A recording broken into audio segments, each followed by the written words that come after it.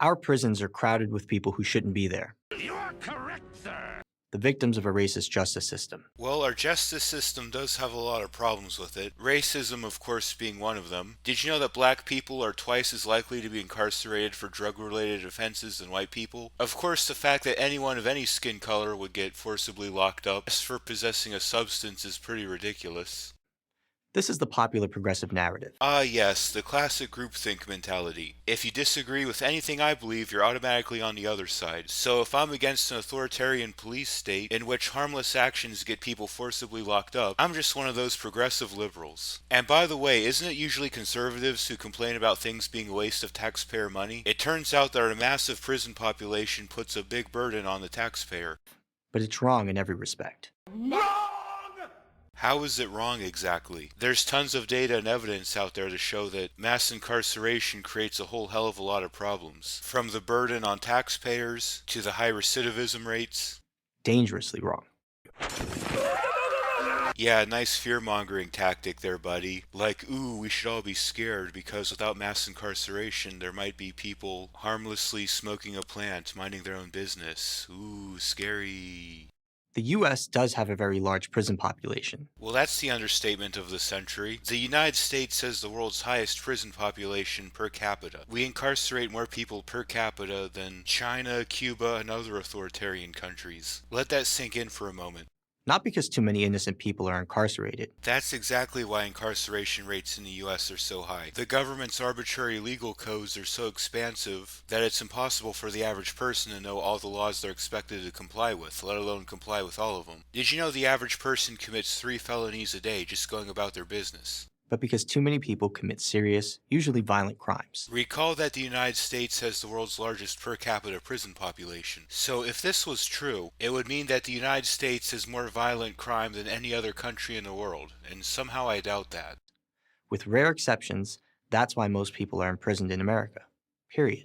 Full stop. Is false. Over half of all federal inmates are in jail for nonviolent drug-related offenses. I would hardly call that a rare exception. Before presenting the facts, let me add these caveats.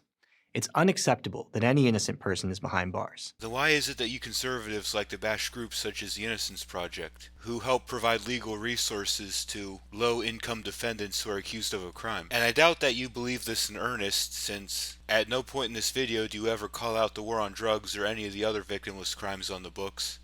Punishment must always fit, not exceed the crime. Okay, fair enough. I think this is something we can all agree on. But again, I have my doubts that conservatives actually believe this in earnest, since there are states where the bail for selling drugs is higher than the bail for murder, and none of you conservatives are keen to call this out. We should do everything we can to reduce the rates of recidivism, committing more crime after release. Then why is it that people who advocate for more rehabilitative or restorative forms of justice are often bashed by conservatives? We're often told that we just want to coddle criminals and we don't care about victims and stuff like that. And finally, everyone in prison should be treated humanely. Prisons in the United States are some of the most inhumane places you can put someone, where prisoners are often subjected to physical, mental, emotional, and sometimes even sexual abuse. And when people who advocate for more restorative forms of justice bring up how effective prisons are in other countries where prisoners are actually treated like human beings, such as Norway for example, we're often not taken seriously by tough-on-crime conservatives. Even if you do want to argue that prisoners deserve to be treated the way they are in US prisons, you can't simultaneously argue that and that prisoners should be treated humanely. At least not without taking a seriously hard look at how prisons actually operate in the US. But let's not fool ourselves that our prisons are full of people who shouldn't be there. The only people who are fooling themselves are the people who believe that mass incarceration and the war on drugs are effective ways to deal with crime. That's simply not the case. It is when you consider some basic facts. Over half of all federal inmates are incarcerated for drug-related offenses. The United States has the world's highest per capita incarceration rate, and US prisons have very high rates of recidivism. Let's start with those convicted of drug offenses, None of them should be in prison or even have been arrested in the first place. the source of so much of the mass incarceration myth. The reason that drug-related offenses tends to be at the center of the whole mass incarceration controversy is because these are largely victimless crimes. When somebody rolls a blunt, there's no injured party, arguably other than the person themselves. So it's rather dubious what business the government has controlling this. While it's true that about half of federal prisoners are incarcerated on drug charges, Well, thanks for admitting it, because this is something that conservatives like to deny up and down a blue streak. Federal inmates constitute only about 12% of the American prison population. Even if that's true, when you consider how massive the US prison population is, 12% still equates to a lot of people. That still equates to a lot of people in prison for victimless crimes, and a massive waste of federal tax dollars. The fact that people being locked up for victimless crimes may make up a minority of the overall prison population doesn't mean that people being locked up for victimless crimes still isn't a problem. Almost 9 of every 10 prison inmates are in state facilities, and very few of them, less than 15%, are there for drug-related offenses. Again, the fact that that number isn't 0% is still a problem. 4 times that number are behind bars for one of the following serious crimes. So at this point, PragerU is going to try and make a case for why most people in prison are dangerous criminals, in order to make a case for why reducing the prison population may be dangerous. However, the arguments they present are largely based on bad logic and a misleading use of statistics. I'll explain what I mean as we go along. Murder, 14%. So one thing you should keep in mind here is that it's not uncommon for people who kill for legitimate self-defense reasons to get wrongfully prosecuted and even convicted of murder. So the idea that every single person convicted of murder poses a danger to society simply isn't accurate. Rape or sexual assault, 13%. Well, which is it? Is it rape or sexual assault? You know those two things are different, right? Rape involves actual penetration, whereas sexual assault can be something as simple as brushing up against someone's butt. And that's not even to mention that sexual assault on its own is a broad enough category to include a lot of different things. Robbery, 13%. Aggravated or simple assault, 11%. And burglary, 9%. So one thing that this guy doesn't mention is that a lot of these violent crimes are actually an offshoot of the war on drugs. If people were simply able to purchase drugs legally and safely, then you wouldn't have the massive turf wars between gangs and things like that.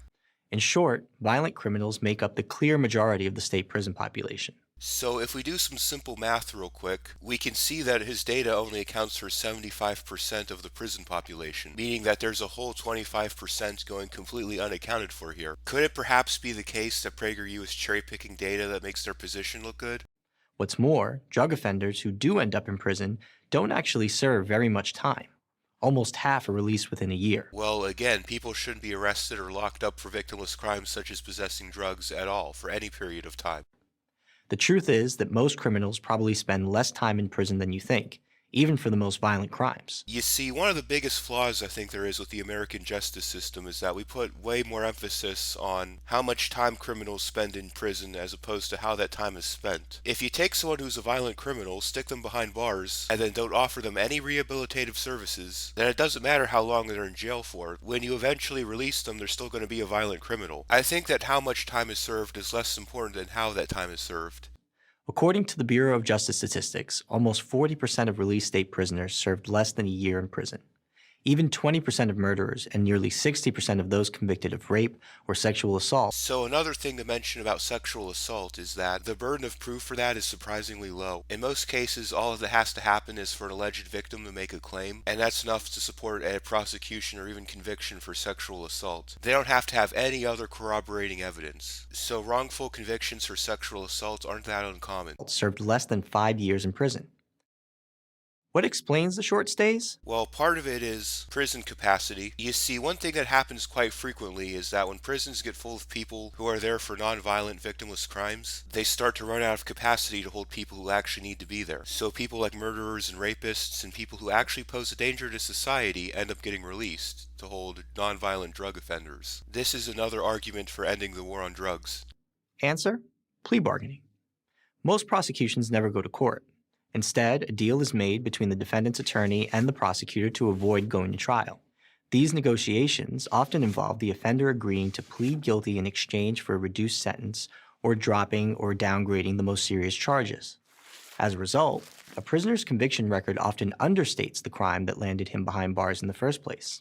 Not always. Sometimes plea bargaining can actually do the opposite. Plea bargaining can actually result in someone pleading guilty to a crime they didn't commit. Why would someone do this? Well, going through a criminal case can be a lot of headache and hassle, even for someone who's ultimately innocent. This is especially the case for poor defendants who can't always afford to post bail or hire a good attorney. So for someone who's facing years of pretrial detention for something they didn't do, taking a plea deal, even for a crime they didn't commit, might be their only reasonable option.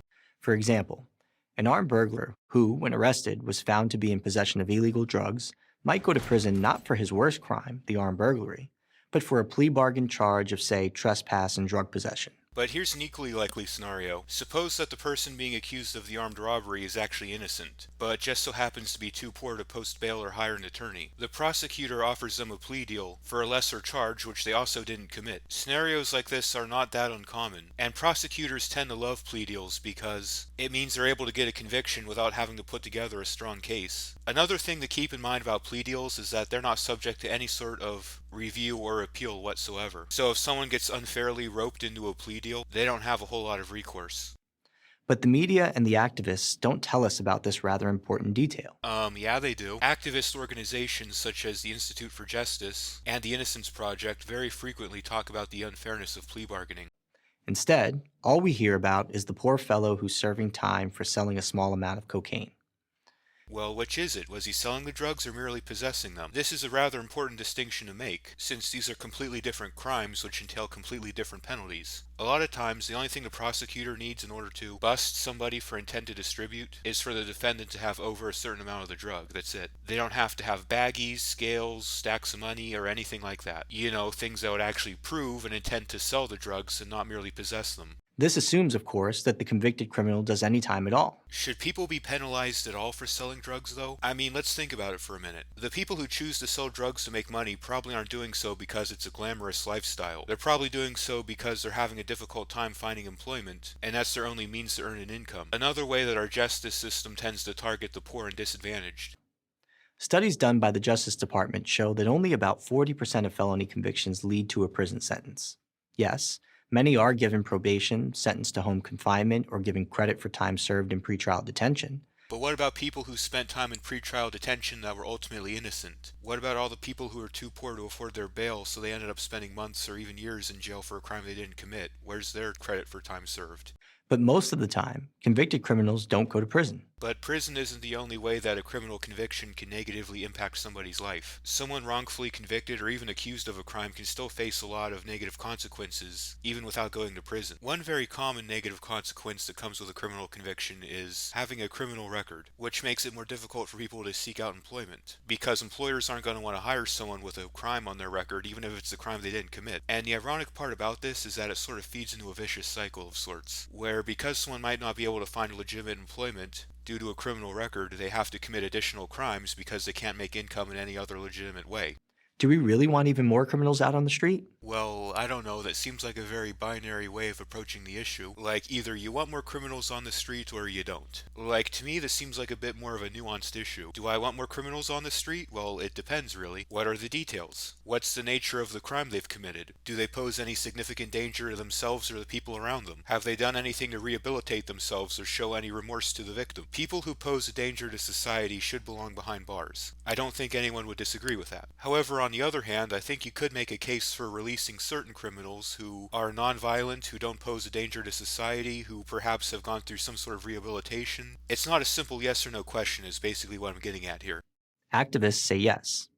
Scholars at the left-leaning Brennan Center have It's not just people on the left who ought to be concerned about our bloated prison population. I'll reiterate that point I made at the beginning of the video. You can make a conservative argument for reducing the prison population. The less people that are in prison, the less of a burden that puts on the taxpayer. Therefore, having a lower prison population could lead to lower taxes. called for an immediate 40% reduction in the number of inmates. CNN host Van Jones, founder of the hashtag Cut50 initiative, tops that. He wants a 50% reduction. That's easily doable. As a matter of fact, that might actually be a lowball. If we pardoned everyone who's guilty of a victimless crime and provided better rehabilitation programs in our prisons, we could easily reduce our prison population by 70 or even 80%. But if the activists get their way, the cost would be high and would likely be paid by the most vulnerable. Most crimes are committed by a small fraction of the population who primarily victimize their own communities. Here's an all-too-common example. In the spring of 2019, 2 men were charged with the murder of a Chicago woman who was shot while holding her baby. One of the men charged had 9 felony convictions, including for a 2004 second-degree murder charge. I think that situations like this really stand as a testament to the failure of our penal system to adequately address rehabilitation. When you have people who commit crime after crime and get released from prison time and time again, what benefit does that serve anybody? And again, the point needs reiterated. You don't see this level of recidivism in other countries where there's more of an emphasis on rehabilitation in the prison system, such as Norway, for example, where they actually have ex-serial killers running bike shops. A January 2017 University of Chicago Crime Lab study found that on average, someone arrested for a homicide or shooting in that city had nearly 12 prior arrests. Almost 20% had more than 20. So to be absolutely fair to this guy, there is a legitimate problem with liberal cities just continuously letting criminals off the hook time and time again. I think there is legitimate concern over certain cities being too lenient on crime. That being said though, when we talk about reducing prison rules, we're not necessarily talking about people who are dangerous or obviously need to be in prison. We're talking about all of the people in there for victimless or nonviolent crimes. If we cut prison rolls by 20, 40, or 50%, it won't be politicians and media celebrities living in gated communities who will pay the price. Well, yeah, of course they wouldn't have to worry about how fair our justice system is, since if they're ever accused of a crime, they can always afford the best lawyers and post bail and things like that. It will be the law-abiding citizens in underserved neighborhoods struggling to get ahead who will pay. When it comes to debates about criminal justice policy, these people, not criminals, should come first. This seems like another false dichotomy. Like either communities have to be prioritized by criminal justice policy, or criminals do. Why can't we have a policy that works to benefit both sides? If criminals were offered rehabilitative services so that they become less dangerous, wouldn't that make the community safer as a whole? If criminals were offered the services that they need to become productive citizens, wouldn't that strengthen local economies? I think this video overall demonstrates the flawed way that conservatives tend to approach crime. In particular, the binary way they think about all criminals. Like all criminals are good, all criminals are bad. And this binary thinking is a huge barrier to enacting better policies for addressing crime. Until next time, this has been Philosophossum, making stupidity play dead. Everyone take care.